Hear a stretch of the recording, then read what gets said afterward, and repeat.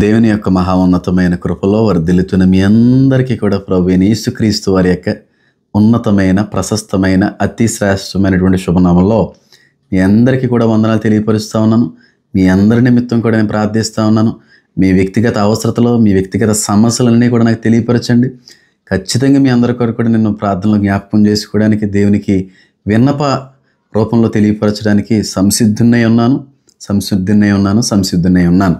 ఏదైనప్పుడు కూడా దేవుని మహా ఉన్నతమైన కృపను బట్టి ప్రకటన గ్రంథ ధ్యానాల్లో మొదటి 5 అధ్యాయాలు కూడా పూర్తి చేసుకోవడానికి అత్యున్నతమైనటువంటి సహాయాన్ని దేవుడు అందించాడు. అందులో నా గొప్పతనం అనేది ఏమీ లేదు, నాదంటూ ఏమీ కూడా లేదు. కేవలం దేవుని యొక్క కృప, దేవుడు ఇచ్చినటువంటి ఆ మహా గొప్ప జ్ఞానమును బట్టి మాత్రమే వీటన్నిటినీ కూడా పరిశీలించగలిగేటువంటి, అర్థం చేసుకోగలిగేటువంటి స్థితిలో నేనున్నా, మీరున్నా అది కేవలం దేవుడే తప్ప, నిజంగా నేను అర్థం చేసుకునే స్థితిలో అనేటువంటి మాట ఉపయోగించడంలో ఉన్న కారణం ఏంటో తెలుసా అండి?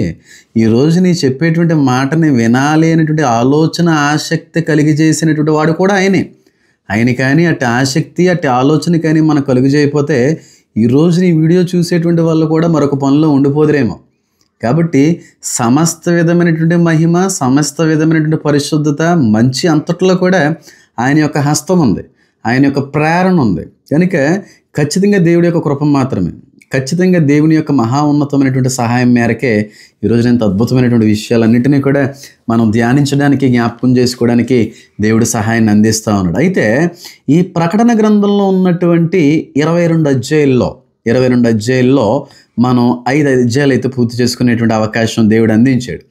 5 అధ్యాయాల నుంచి కూడా 5 అద్భుతమైనటువంటి ప్రత్యేకమైనటువంటి పాఠాలని, విషయాల్ని మనం అందరం కూడా నేర్చుకోవడానికి సహాయాన్ని అద్భుతమైన రీతిలో దేవుడు అందించాడు. అందులో ఏ విధమైన అతిశయోక్తి కూడా లేదంటాను నేను. అయితే మొదటి అధ్యాయం అంతా కూడా ప్రభువైన యేసుక్రీస్తు వారి యొక్క పోలికలన్నీ కూడా మనం చూడగలిగాం. 2-3 అధ్యాయాల్లో 7 సంఘాలకు రాసినటువంటి ఉత్తరాలు, 4వ అధ్యాయం అంతా కూడా ఆసీనుడై ఉన్నటువంటి తండ్రి గారి చుట్టూ ఉన్నటువంటి 24 మంది పెద్దలు, 5వ అధ్యాయం అంతా కూడా మన హీరో ప్రభువైన యేసుక్రీస్తు వారి యొక్క ఎంట్రన్స్ ఎలా ఉంటుంది అనేటువంటిది మీ అందరికి కూడా తెలియపరిచేటువంటి ప్రయాస అయితే పడ్డాను. మరి ఎంతమందికి నచ్చిందో నాకైతే తెలియదు, కానీ 5వ అధ్యాయంలో యేసుక్రీస్తు ప్రభు వారి యొక్క ఎంట్రన్స్ అంతా కూడా కనబడతా ఉంది.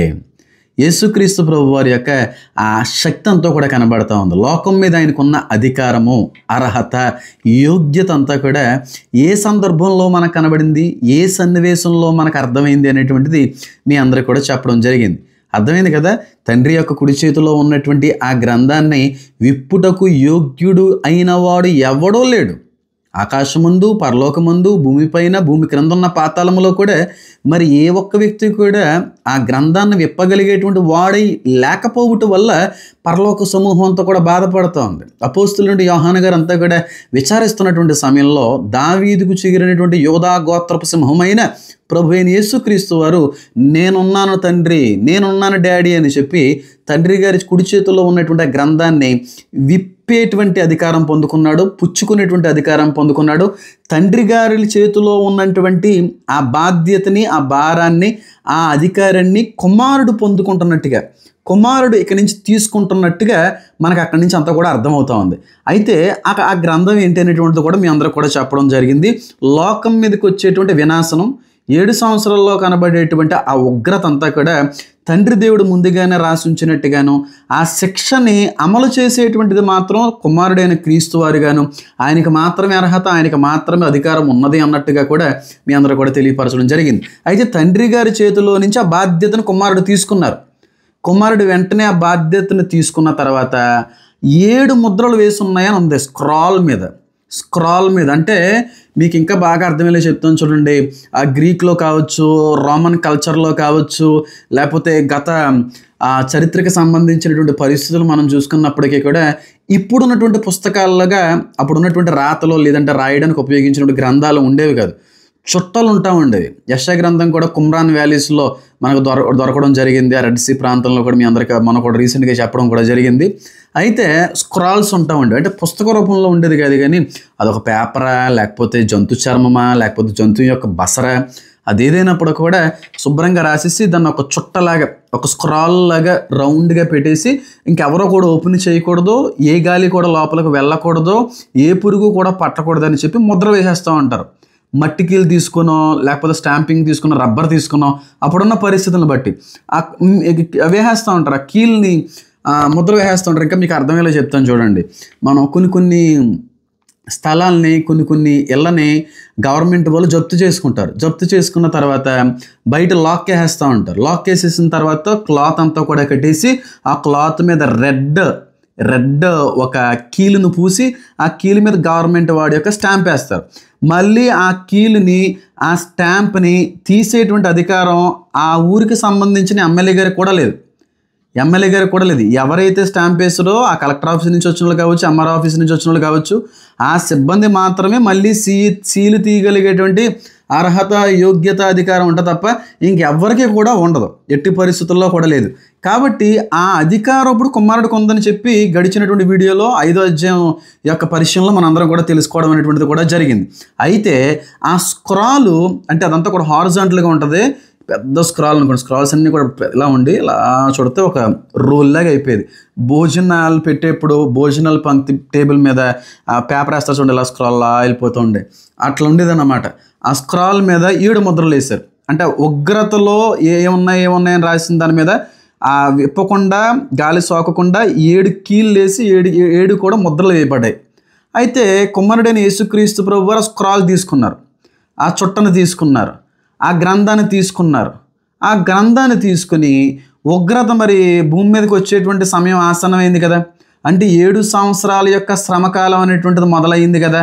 కాబట్టి 7 సంవత్సరాల శ్రమకాలం అనేటువంటిది ఎప్పుడు మొదలవుతుందంటే ప్రభు అయిన యేసుక్రీస్తు ప్రభువారు ఆ చుట్టలో లేదంటే ఆ గ్రంథం మీద ఉన్నటువంటి మొదటి ముద్ర విప్పినప్పుడు. మొదటి ముద్ర విప్పకుండా 7 సంవత్సరాల శ్రమ అనేటువంటిది ప్రారంభించబడదు. అయితే ఇప్పుడు విప్పబడిందా, ఇంకా విప్పడానికి సమయం ఉందా అంటే ఖచ్చితంగా సమయం ఉంది. ఎందుకు ఉన్నది అనేటువంటి విషయాన్ని కూడా చెప్తాను.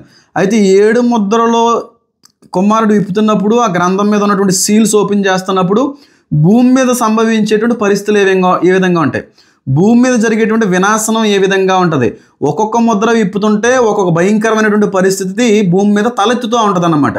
అయితే ప్రభువైన యేసుక్రీస్తు వారు ఆ గ్రంథంలో ఉన్న మొదటి ముద్రను విప్పారు. అంటే మొదటి సీల్ని బ్రేక్ చేశారు.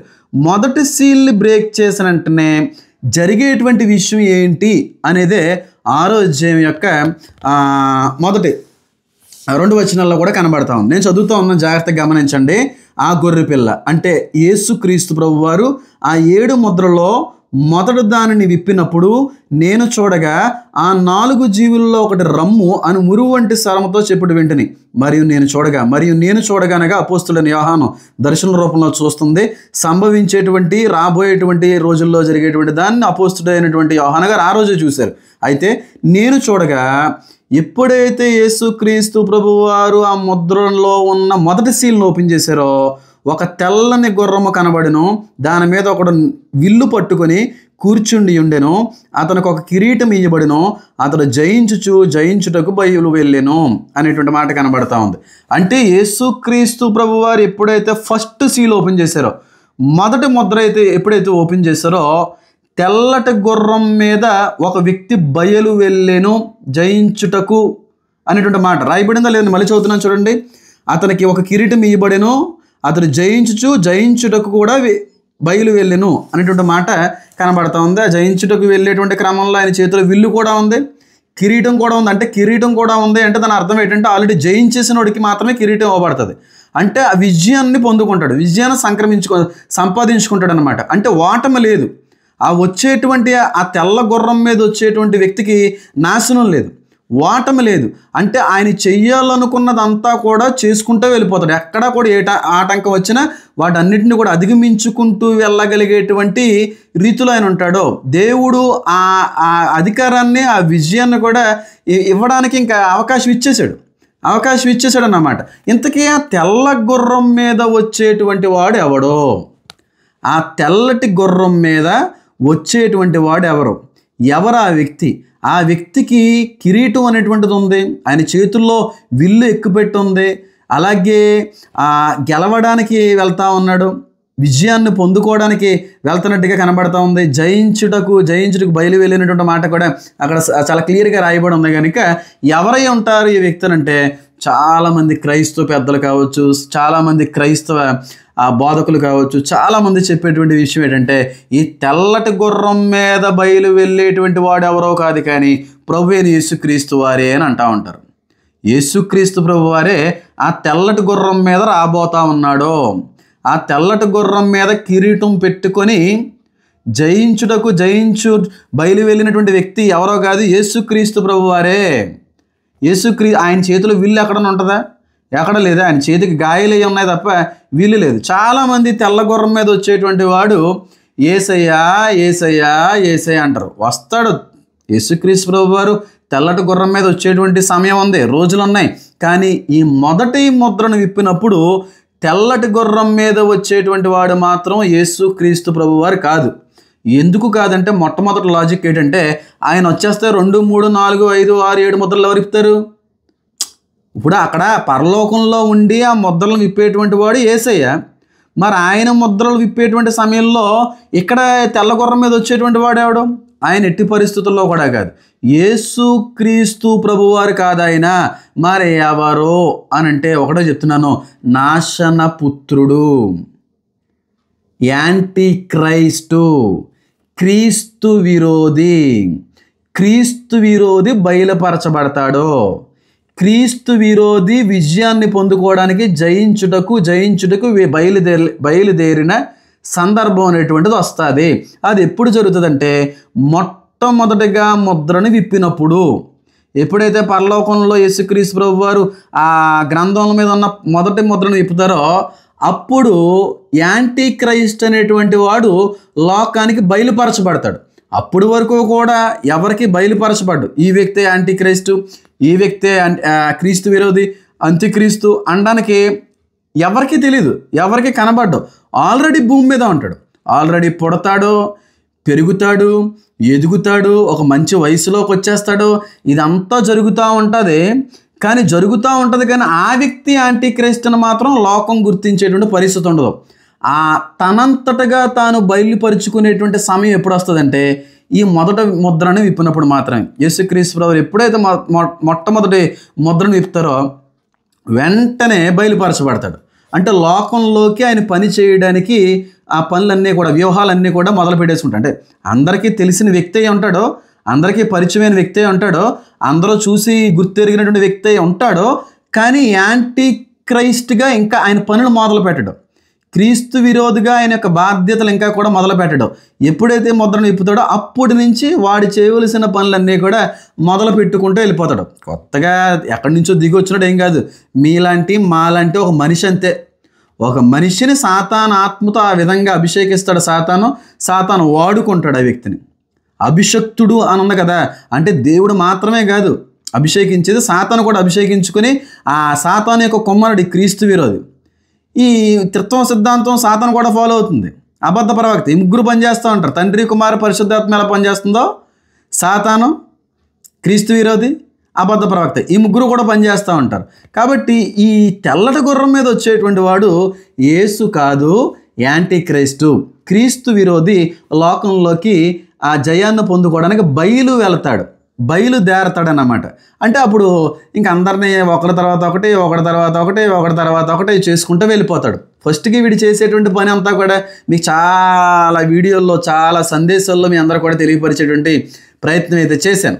ఎందుకు తెల్లటి గుర్రం అనేటువంటిది అక్కడ ఉపయోగించబడిందంటే వాడు శాంతి దూతగా వస్తాడు. తెలుపు అనేటువంటిది శాంతికి, సమాధానానికి, పరిశుద్ధతకు, పవిత్రతకు సాదృశ్యంగా ఉంది కనుక క్రీస్తుని నేనే అని వచ్చేవాడు అన్నమాట. క్రీస్తుని అని చెప్పుకొని అందరికీ కూడా పరిచయం అవుతాడు. క్రీస్తు వస్తాడు అని చెప్పి ఎవరెవరు ఎదురు చూస్తున్నారు చెప్పండి? ఎవరెవరు ఎదురు చూస్తున్నారు? యూదులు ఎదురు చూస్తున్నారు. రానయ్య ఉన్న రక్షకుడు ఇంకా రాలేదు, వస్తాడని చెప్పి మా మెస్సయ్య వస్తాడని యూదులు ఎదురు చూస్తున్నారు. అలాగే ముస్లిమ్స్ అందరూ కూడా ఎదురు చూస్తూ ఉన్నారు. ఎదురు చూడట్లేదా? యేసు వస్తాడో, యేసు అనేటువంటి వాడు వస్తాడో, యాంటీ క్రైస్ట్ని సంహరిస్తాడు అని అనుకుంటారు. ఇంతకీ ఆడే యాంటీ క్రైస్ట్ని చెప్పి ముస్లిమ్స్ కూడా అర్థం కాదు.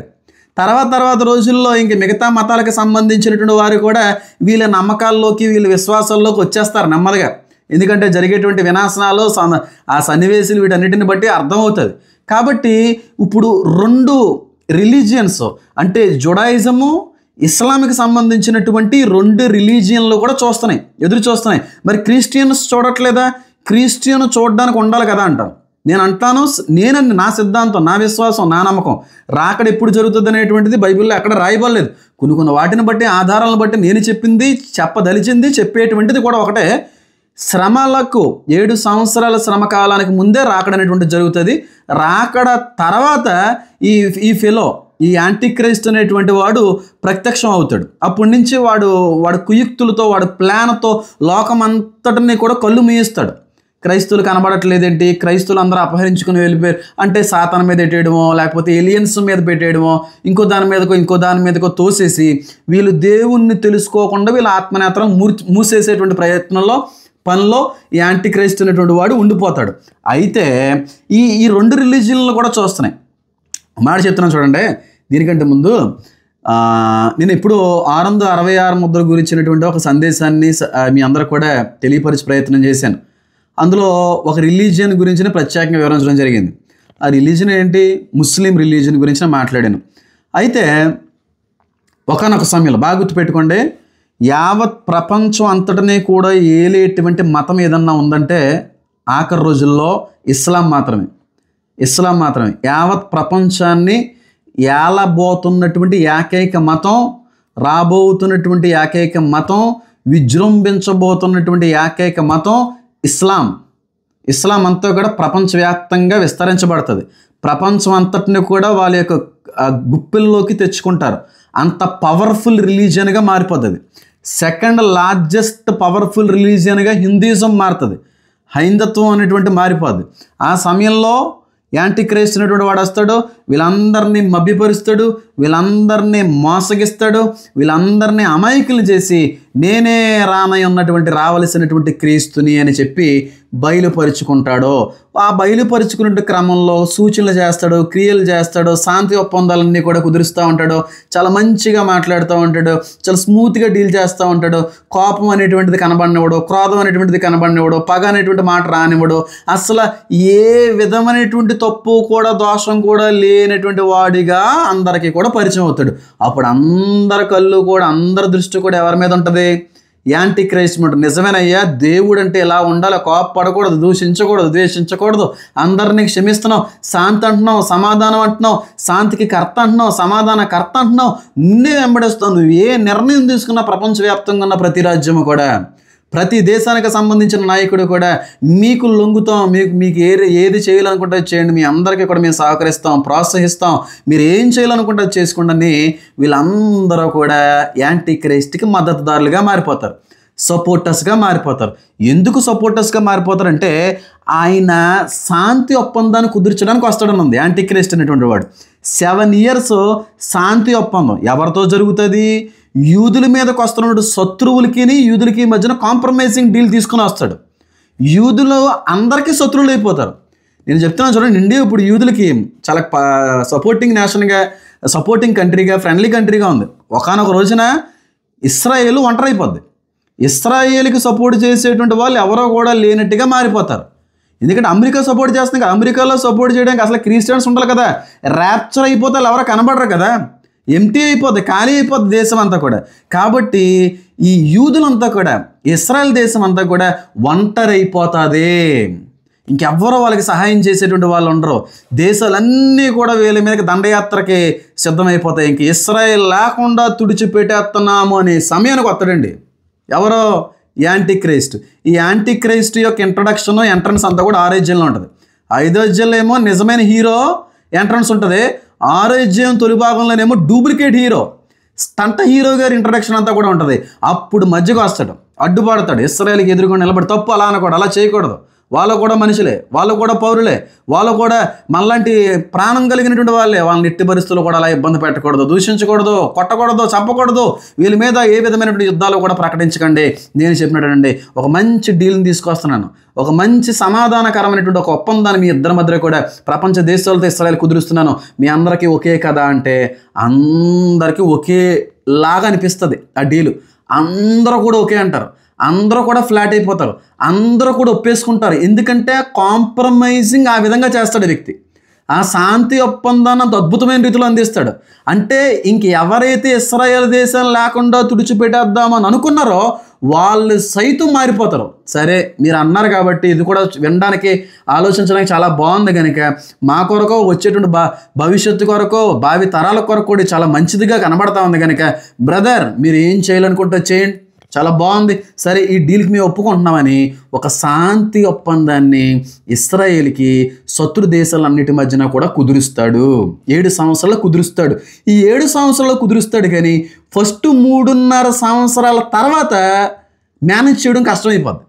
ఫస్ట్ 3.5 సంవత్సరాలు ఏమో మంచోళ్ళలాగా శాంతి దూతలాగా యేసుక్రీస్తు ప్రభు వారిని నేనే అన్నట్టుగా నిరంతరము కూడా సమాధానము మంచి ప్రేమ అన్నట్టుగా ఉన్న వ్యక్తి 3.5 మొదటి సంవత్సరాలు అవుతున్నటువంటి సమయంలో మేనేజ్ చేయలేకపోతాడు, కష్టమైపోద్ది. అప్పుడు ఆయన యొక్క ఉగ్ర రూపాన్ని చూపించేటువంటి ప్రయత్నం చేస్తాడు. ఎందుకంటే ఫస్ట్ 3.5 years అవుతున్న సమయంలో వీడి బుద్ధిని వీడి స్వభావాన్ని ఎంతో కొంత దేవుడి గురించి అర్థం చేసుకున్నవారు, దేవుణ్ణి తెలుసుకోవడానికి దేవుడి కృపలో పొందుకున్న వాళ్ళు, విడవబడిన వాళ్ళు ఎవరో గమనిస్తారు. వీడు తేడాగోళ్ళ ఉన్నాడని ఇంకోటి ఏదని చెప్పి మర్డర్ అటెంప్ట్ చేస్తారు. చచ్చిపోయి బ్రతుకుతాడు.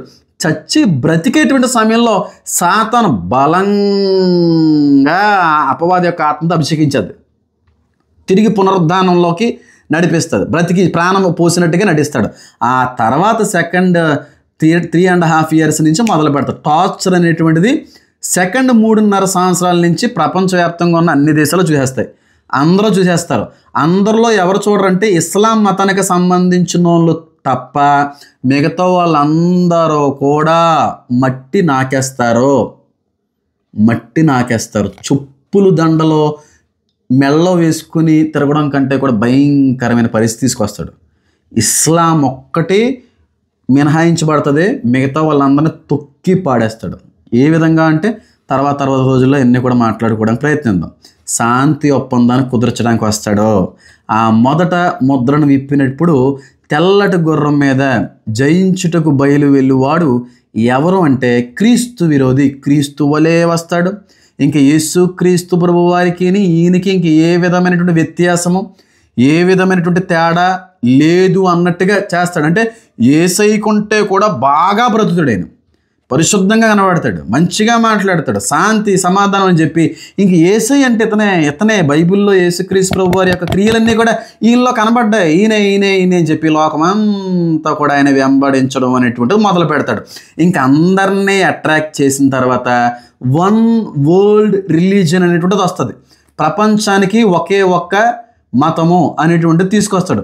ప్రపంచానికి ఒకే ఒక్క ప్రైమ్ మినిస్టర్, ఒకే ఒక్క ప్రెసిడెంట్ అనేటువంటి తీసుకొస్తాడు. తీసుకెళ్ళడానికి బలవంతాలు ఏముండవు. కొంతమంది ఒప్పుకోకపోతే కొట్లు లేపేస్తాడు, మిగతా అన్ని సపోర్ట్ చేస్తాయి. కాబట్టి అందరి ఇష్టం మేరకు కూడా అందరూ కలిసి ఈయన ప్రెసిడెంట్గా నిలబెట్టుకుంటారు అనమాట. అంటే ప్రపంచం అంతటికీ కూడా హెడ్ ఈయనే, నియంత ఈయనే, ప్రెసిడెంట్ ఇతనే, సుప్రీం అన్నమాట. సుప్రీం లీడర్ ప్రపంచానికి అంతటికీ కూడా భూమండలం అంతటికీ కూడా ఈయనే అని చెప్పి అన్ని దేశాలు కూడా నియమించి ఒక ఒప్పందంతో ఈయన నిలబడేస్తాయి. వన్ వరల్డ్ రిలీజియన్ అనేది వస్తుంది. తర్వాత 666 ముద్ర ఎలా ఇంప్లాంట్ చేస్తాడు అనేటువంటిది అన్నీ కూడా నేను చెప్పడం జరిగింది. ముందు రోజుల్లో కూడా చెప్పేటువంటి ప్రయత్నం అయితే చక్కగా మీ అందరూ కూడా తెలియపరచడానికి ప్రయత్నిస్తాను. అయితే ఈ యాంటీ క్రైస్ట్ అనేటువంటి వాడు ఉన్నాడో అప్పుడు రావాలా, ఇంకా టైం పడుతుందా అంటే ఉన్నాడో ఉండకపోవచ్చు, పుట్టాడు పుట్టకపోవచ్చు. కానీ యేసుక్రీస్తు ప్రభు వారు ముద్ర విప్పకుండా మాత్రం వాడు లోకానికి సంపూర్ణంగా బయలుపరచబడడు. వాడి వ్యూహాలు వాళ్ళ పనులన్నీ కూడా మొదలు పెట్టుటకు ఇంకనో కూడా ప్రయత్నించడు. ఆ మొదట ముద్ర విప్పిన తర్వాత శ్రమల కంటే కూడా, ఆ ఆకాశ మండలంలో కనబడే సూచనల కంటే కూడా, ప్రజలకు ఎదురేటువంటి భయంకరమైనటువంటి సమస్యలు శ్రమల కంటే కూడా ముందుగా జరగవలసింది, కనబడవలసింది, ఎదురు కావలసింది ఏదైనా ఉందంటే యాంటీ క్రైస్ట్ యొక్క రాకడా. క్రీస్తు విరోధి రాకుండా 7 సంవత్సరాల శ్రమకాలం అనేటువంటిది మొదలు కాదు. ఉగ్రత పాత్రలు కావచ్చు, ఈ ముద్రలు కావచ్చు, ఏమి విప్పబడవు. ఈ దేశ ప్రపంచ లోక వినాశనం అంతా ఎప్పుడు జరుగుతుందంటే వీడు రావాలి, వీడు వచ్చిన తర్వాత మిగతా అన్నీ కూడా జరుగుతాయి. కాబట్టి వీడు వచ్చినట్టుగా కొన్ని సిమ్టమ్స్ కనబడుతున్నాయి, సూచనలు ఏమన్నా అన్నట్టయితే అప్పుడు ప్రపంచం అంతటి కూడా అర్థమైపోవాలి. అంటే 7 సంవత్సరాల శ్రమకాలం మొదలైపోయింది, ఇంకా మన సీను అయిపోయింది, ఇంకా మనల్ని మట్టి నాకిచ్చేసేటువంటి వాడు వచ్చేస్తున్నాడు అని చెప్పి అప్పటికైనా సరే ఎవరికైనా సరే గుర్తుండేటువంటి ఏర్పాట్లు ఉన్న ఆత్మలు ఉంటే వాళ్ళు గుర్తెరుగుతారు, తెలుసుకుంటారు, చచ్చిపోవడానికి సైతం సిద్ధపడతారు, హతసాక్షులుగా చచ్చిపోతారు, ప్రత్యేకమైన స్థానాలు కూడా దేవుని రాజ్యంలో వాళ్ళందరూ కూడా పొందుకుంటారు. కాబట్టి ఈ మొదటి ముద్రలో కనబడేటువంటి తెల్లటి గుర్రానికి సంబంధించిన వాడు యాంటీ క్రైస్ట్, క్రీస్తు విరోధి, శాంతి ఒప్పందానికి తీసుకుని వచ్చే వ్యక్తి, ఒక శాంతి దూత. సాతానుకు ఉన్నటువంటి మరొక పేరు వెలుగు దూత. సాతాను ఆత్మలో వచ్చేటువంటి ఒక మానవుడు. చాలా భయంకరమైన పరిస్థితి. నిజంగా ఆ రోజులు కానీ ఆ పరిస్థితులు కానీ ఊహించుకుంటే ఇంకా భరించలేం. ఇంకా అలా ఉంటాడండి వాడి యాక్షన్లో, వాడి యొక్క క్రియల్లో, వాడి యొక్క పనితీరు, వాడి యొక్క నడవడిక, the way he speaks, the way he leads, the way he gathers, the way he manipulate. నిజంగా అది వివరించలేం. అంత మేధావి ఆ వ్యక్తి, అంత అద్భుతంగా లోకం అంతటిని కూడా ఆకటేసుకుంటాడు, ప్రపంచం అంతటిని కూడా ఆయన వైపుగా మళ్ళీ చేసుకుంటాడు. మొత్తం ప్రపంచంలో ఉన్న దృష్టి అంతా కూడా ఆయన మీద పడిపోద్ది. అంత బలమైన కార్యం ఏదో చేస్తాడు. ఇంకా అయ్యా బాబోయ్ అన్నట్టుగా ఉంటుంది. ఒక మాటలో చెప్తున్నా చూడండి, మీ బాగా అర్థంలో చెప్తాను. ప్రపంచం అంతా కూడా డొనాల్డ్ ట్రంప్ గారి మీదకి వెళ్ళిపోయింది. ఇప్పుడు బుల్లెట్ మిస్ అయిన తర్వాత. అవునే కదా, దేవుడు రక్షించాడు, దేవుడు రక్షించాడు, డొనాల్డ్ ట్రంప్ అనేటువంటి వాడు గొప్ప. ఇంకా మామూలుగా లేదని ప్రపంచం అంతా కూడా ప్రతి కొన్ను కూడా ఎవరి మీద ఉంది? డొనాల్డ్ ట్రంప్ మీద. అంటే ఆ కార్యం అలాంటిది. అక్కడ జరిగినటువంటి సందర్భం, సన్నివేశం అంత అద్భుతమైనటువంటి విషయం. అది గన్ ఫైర్ చేస్తే చెవుని రాసుకుంటూ బ్లడ్ లైట్గా స్ప్లిట్ అయ్యి ప్రాణం తప్పి ఒక వ్యక్తి బతికాడు. ప్రెసిడెంట్ ఎలక్షన్కి పోటీ చేసేటువంటి వ్యక్తి తప్పించబడ్డాడంటే చిన్న వార్త కాదు. కాబట్టి ప్రపంచం యొక్క అన్ని కళ్ళు కూడా, ప్రపంచ జనాభా యొక్క ప్రతి నేత్రము కూడా ఈ యాంటీ క్రైస్ట్ మీద పడాలంటే వాడు చేసేటువంటి ఆ ఆశ్చర్యం, లేకపోతే ఆ పని, ఆ కార్యము ఎంత అద్భుతంగా ఉంటుందో అర్థం చేసుకోండి. చాలా ఆశ్చర్యకరమైనటువంటి కార్యం జరుగుతుంది, చాలా అద్భుతమైన కార్యం జరుగుతుంది. ప్రపంచం అంతా కూడా నివ్విరిపోతుంది, ప్రపంచం అంతా కూడా ఆశ్చర్యపోతుంది, ప్రపంచం అంతా కూడా కళ్ళు తేలేసేస్తుంది, ప్రపంచం అంతా కూడా ఇంకా చెప్పలేరు. ఇంకా అలాంటి స్థితిలోకి వెళ్ళిపోతారు. అలాంటి మ్యాటర్ చేస్తాడు ఆ వ్యక్తి, అలాంటి కార్యాన్ని జరిగిస్తాడు, అలాంటి సిచ్యువేషన్ అటువంటి ఏర్పడుతుంది ఆ రోజున. ఆయన ఎంట్రన్స్, ఆయన ఇంట్రో, ఆయన లోకానికి పరిచయం అయ్యేటువంటి ఆ సందర్భం అంతా కూడా ఇంక ప్రపంచం అంతటిని కూడా ఈయన వైపు ఫోకస్ చేసే అంత గొప్ప కార్యాన్ని, గొప్ప ఎంట్రన్స్ని మాత్రం ఖచ్చితంగా యాంటీ క్రైస్ట్ అనేటువంటి వాడు మాత్రం సిద్ధపరుచుకొని వచ్చేస్తూ ఉంటాడు. ఇంకా అందులో సందేహం లేదు. ఆ వచ్చిన తర్వాత జరగబోయేటువంటి, సంభవించేటువంటి, అంటే ఫస్ట్ 3.5 years కూడా ఈ తెల్లగుర్రం అనేటువంటిది మనకి కనబడతా ఉంటుంది. తర్వాత నుంచి లేకపోతే ముందు నుంచో, అంటే మనకు స్పెసిఫిక్గా అయితే చెప్పలేం కానీ, అంటే తర్వాత జరిగేటువంటిది యాంటీ క్రైస్ట్ తర్వాత సంభవించేటువంటి, యాంటీ క్రైస్ట్ వచ్చిన తర్వాత నెరవేరేటువంటి, యాంటీ క్రైస్ట్ తర్వాత రాకడ తర్వాత భూమి మీద వచ్చేటువంటి విపత్తు ఏ విధంగా ఉంటుంది అనేది, నాశనం ఏ విధంగా ఉంటుంది అనేది తర్వాత రోజుల్లో మనం అన్నీ కూడా చాలా జాగ్రత్తగా, చాలా సూక్ష్మంగా ధ్యానించుకోవడానికి ప్రయత్నం అయితే చేద్దాం. అంటే ఇప్పుడు 7 ముద్రల్లో మొదటి ముద్ర మాత్రమే మనం పరిశీలించాం. అంటే 2, 3, 4, 5 ఇంక ఎన్ని ముద్రలు ఉన్నాయి కదా, ఈ ముద్రలన్నీ యేసుక్రీస్తు ప్రభువారు పైన విప్పుతున్నప్పుడు భూమి మీద ఏం సంభవిస్తూ ఉంటుంది, అంటే 7 సంవత్సరాలు ఏం జరుగుతూ ఉంటుంది, ఈ 7 సంవత్సరాల్లో విడవబడినటువంటి జనాంగం అంతా కూడా ఎలాంటి పరిస్థితులను అనుభవిస్తూ ఉంటారు, ఎలాంటి ఘోరాతి ఘోరమైనటువంటి రోజులే అయి ఉంటాయో, అవి అంత ఇబ్బందికరమైన పరిస్థితి ఏ విధంగా ఉంటుంది, వాటిని ఊహించుకోవడం కూడా చాలా కష్టంగా ఉంటుంది.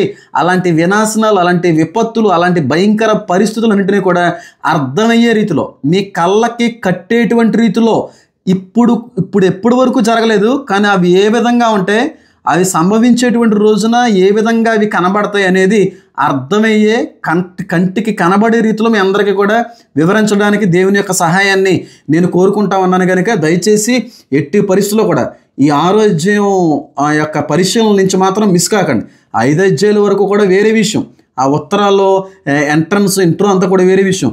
కానీ 6వ అధ్యాయం నుంచి మాత్రం ప్రతి వ్యక్తి కూడా ఫాలో కావాలి. ఎందుకంటే అదే 7 సంవత్సరాలలో భూమి మీద జరిగేటువంటిదంతా కూడా ఈ 6వ అధ్యాయం నుంచి మొదలవుతా ఉంది కనుక మునుపెన్నడూ ఏ ప్రకటన గ్రంథానికి సంబంధించినటువంటి గ్రంథకర్త అయినా నిపుణుడైనా సరే చెప్పి ఉండడేమో అంత అద్భుతమైనటువంటి రీతిలో ప్రతి దాన్ని కూడా ధ్యానించడానికి దేవుడు ప్రేరణ, సహాయముని, జ్ఞానముని అత్యున్నతమైన రీతిలో మనందరికీ కూడా అనుగ్రహిస్తాడని, సహాయపడతాడని నేను ఆశపడుతున్నాను. దాని నిమిత్తం మీరు కూడా ప్రార్థించండి, నా కొరకు చేయండి.